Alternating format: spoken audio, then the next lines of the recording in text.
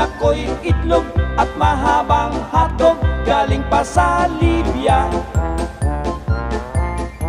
Kung gustong matikman itong aking hotdog, sa akin sumama. Kay baba ng presyo, sa Chicks na Beautiful ito ay libre na. Si Kumaring Maria, isa ring tindera. Ang tinda niya'y mani, kay laki ng butil, galing sa Australia. Doon sa Luneta kami nagkatabi sa aming pagtitinda. Pumayag si Maria, ipatong ang itlog ko doon sa mani.